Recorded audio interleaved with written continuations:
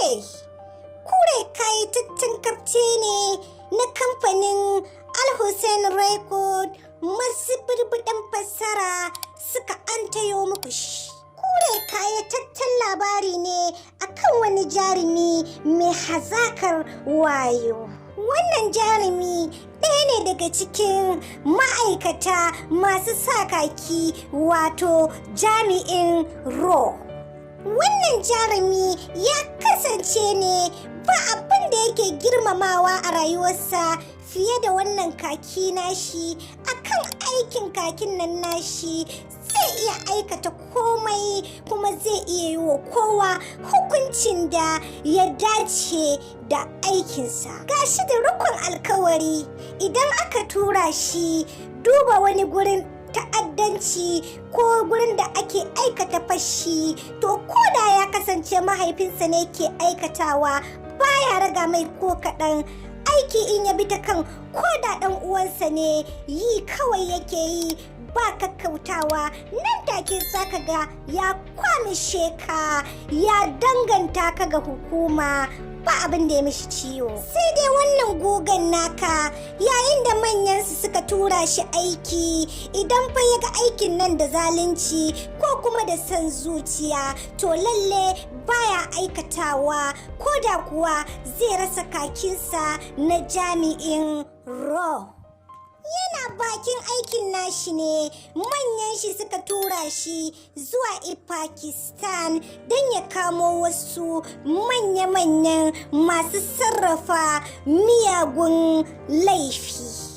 Gogon naka bai kasa a gwiwa ba, maza ya garzaya kafin ka ce me a jirgin sama ya madira a garin Pakistan. Tuni gogon naka har ya dira a garin Pakistan, ya je daidan depot da aka ce masa a nan ne mai aikata manya-manyan miyagun laifin yakan wucewa.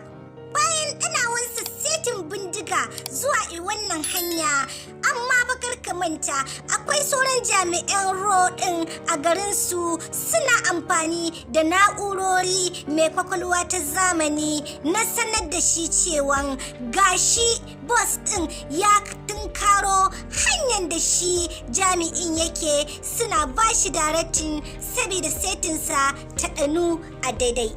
Kamar yadda na furta a baya, shi gogon naku bai fiye son zalunci ba, sai da ya tambi sauran jami'an masu hangen nesa a na'urorin zamanin cewa shi azzalumin shi kaɗai ne yake zuwa ko dai akwai sauran al'umman gari, don baya son yayin da ya harba wannan nukiliya ta zama mai kan uwa jawabi ta taɓa lafiyan waɗanda ba su ji ba ba su gani ba.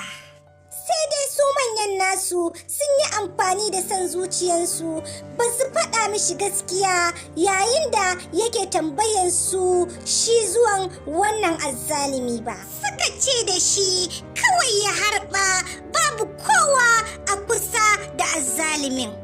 Kash, sai dai shi gogon naka ya yi matukar yin nadama yayin da ya je ga kan kananan yara a kwance. Tabbas ya san ya aikata babban kuskure, amma fa ka manta manyan shi ne suka yaudare shi, suka ce boss din ne kadai yake zuwa a hanyar.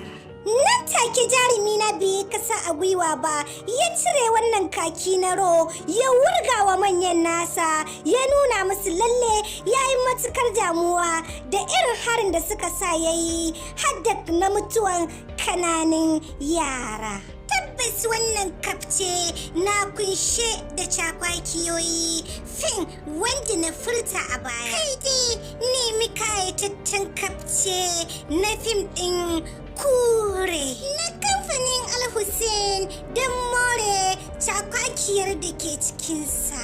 Kada ka manta, idan wannan shine zuwanka karo na farko zuwa wannan tasha tamu mai albarka mai suna tashar Indian Hausa Recap. Masoya, ku danna mana subscribe da kuma alaman kararrawa don more fashin baki da ke cikinsa, ko kuma in ce recap na fina-finan Indian fassarar Hausa.